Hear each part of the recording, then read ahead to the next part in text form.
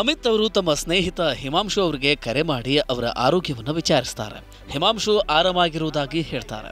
ಆಗ ಅಮಿತ್ ಫ್ಲಾಟ್ ಖರೀದಿಯ ಬಗ್ಗೆ ಕೇಳಬೇಕಾಗಿತ್ತು ಅಂತ ಹೇಳ್ತಾರೆ. ಹಿಮಾಂಶು ಇತ್ತೀಚೆಗಷ್ಟೇ ಫ್ಲಾಟ್ ಅನ್ನ ಖರೀದಿಸಿದ್ರಿಂದ ಅಮಿತ್ ಹಿಮಾಂಶು ಜೊತೆ ಇದರ ಬಗ್ಗೆ ತಿಳಿದುಕೊಳ್ಳುವಂತಹ ಉತ್ಸಾಹದಲ್ಲಿದ್ರು.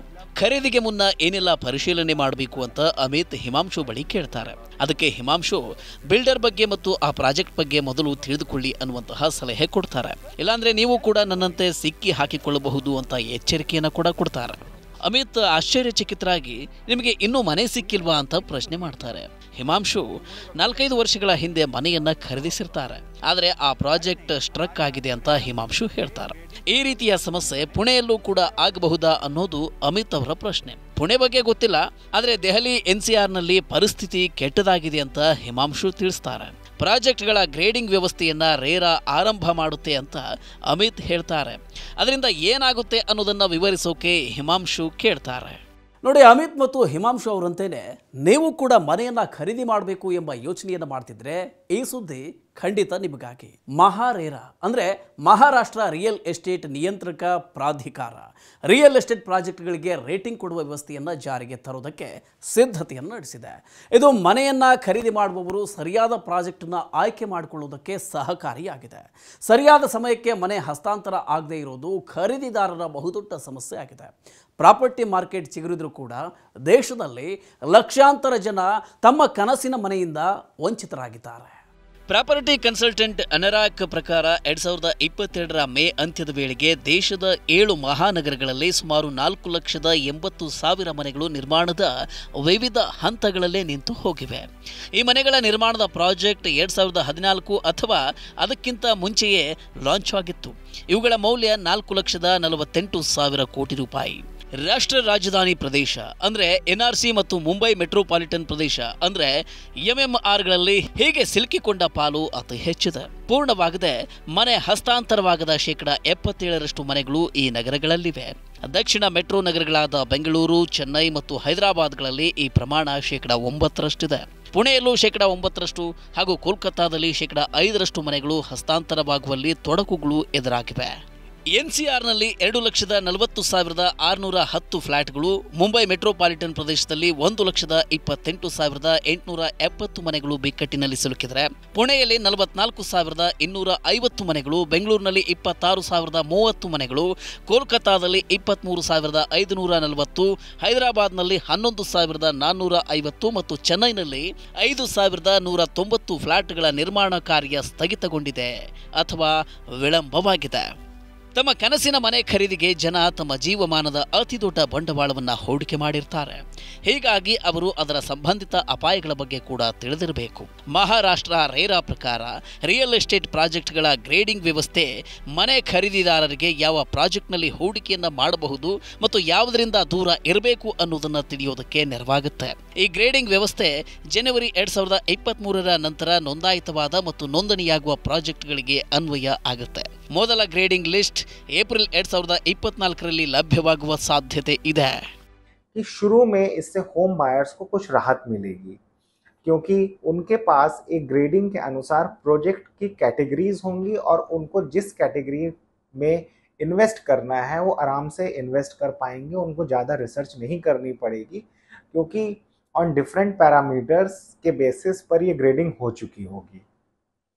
लेकिन लॉन्ग टर्म में ये ग्रेडिंग कितना सक्सेसफुल होगा ये वक्त ही बता पाएगा, क्योंकि अगर कोई हाईली ग्रेडेड प्रोजेक्ट फेल होता है तो उसमें रेरा की क्या रिस्पॉन्सिबिलिटी होगी, या रेरा उसमें किस तरीके से जिम्मेदारी ले पाएगा, या रेरा आने वाले समय में जैसा उन्होंने कहा है कि वो स्टेप वाइज ग्रेडिंग सिस्टम को लागू करेंगे, तो इसमें रेरा की क्या रिस्पॉन्सिबिलिटी होगी ये हमें देखना होगा फ्यूचर में.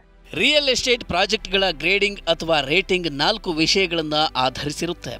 ಮೊದಲನೆಯದಾಗಿ ಪ್ರಾಜೆಕ್ಟ್ ವಿವರಗಳು, ಎರಡನೆಯದಾಗಿ ತಾಂತ್ರಿಕ ವಿವರಗಳು, ಇನ್ನು ಮೂರನೆಯದಾಗಿ ಹಣಕಾಸು, ಹಾಗೆ ನಾಲ್ಕನೆಯದಾಗಿ ಕಾನೂನಾತ್ಮಕ ವಿವರಗಳು.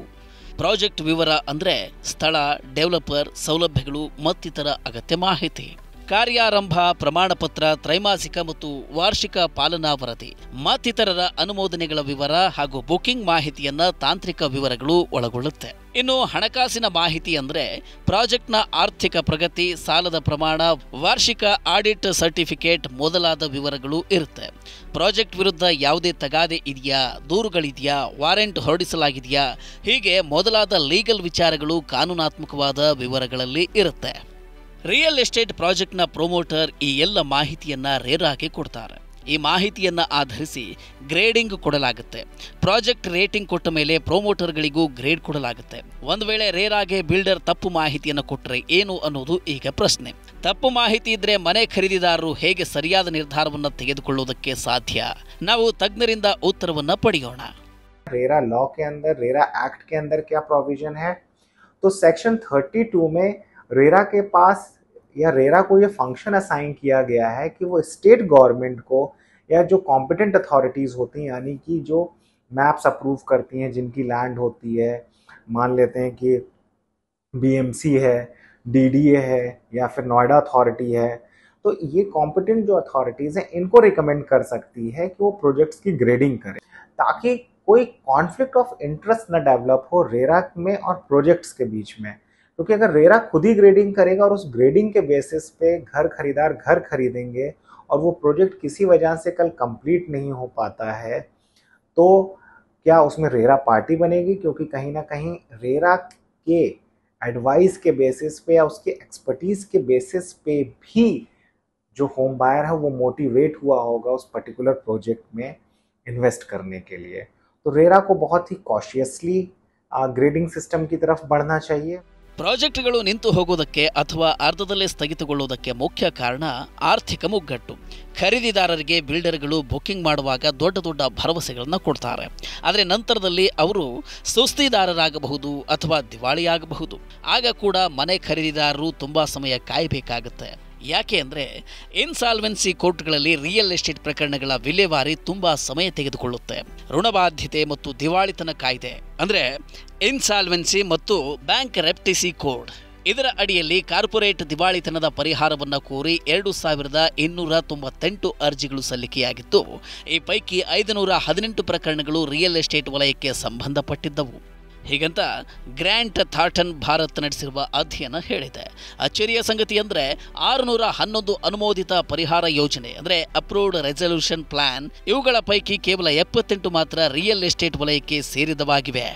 ಮಹಾರಾಷ್ಟ್ರ ರೇರಾ ಉತ್ತಮ ಗ್ರೇಡಿಂಗ್ ಕೊಟ್ಟಿದೆ ಅಂತಾದರೆ ಆ ಪ್ರಾಜೆಕ್ಟ್ನಲ್ಲಿ ಹೂಡಿಕೆ ಮಾಡಿದರೆ ಹಣ ಸ್ಟಕ್ ಆಗೋ ಸಾಧ್ಯತೆ ಕಡಿಮೆ ಅಂತ. ಹಣಕಾಸು ಹೊಂದಾಣಿಕೆ ಕಷ್ಟ ಇರುವ ಪ್ರಾಜೆಕ್ಟ್ಗಳಲ್ಲಿ ಬಿಲ್ಡರ್ ಸುಸ್ತಿದಾರರಾಗಬಹುದು ಅನ್ನುವ ಭಯ ಇರುವ ಪ್ರಾಜೆಕ್ಟ್ಗಳ ಗ್ರೇಡಿಂಗ್ ಕಡಿಮೆ ಇರುತ್ತೆ. ಹೀಗಾಗಿ ಇಂತಹ ಪ್ರಾಜೆಕ್ಟ್ಗಳಿಂದ ನೀವು ದೂರ ಇರಬಹುದು. ಮಹಾರೇರಾ ತನ್ನ ಕನ್ಸಲ್ಟೇಷನ್ ಪೇಪರ್ಗಳ ಮೇಲೆ ಸಲಹೆ ಆಹ್ವಾನಿಸಿದೆ. ಈ ಪ್ರಸ್ತಾವನೆಯನ್ನು ಸುಧಾರಿಸುವುದಕ್ಕೆ ಬದಲಾವಣೆ ಮಾಡಬಹುದಾಗಿದೆ.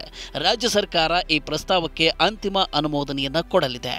ಇನ್ನು ಗ್ರೇಡಿಂಗ್ ಅನ್ನೋದು ಯಾವುದೇ ತೊಂದರೆ ಇರಲ್ಲ ಅನ್ನುವ ಗ್ಯಾರಂಟಿ ಅಲ್ಲ ಅನ್ನೋದು ಗೊತ್ತಿರಲಿ. ಅಮಿತ್ ಅವರಂತೆಯೇ ಗೃಹ ಖರೀದಿದಾರರು ಇದನ್ನು ತಿಳಿದಿರಬೇಕು.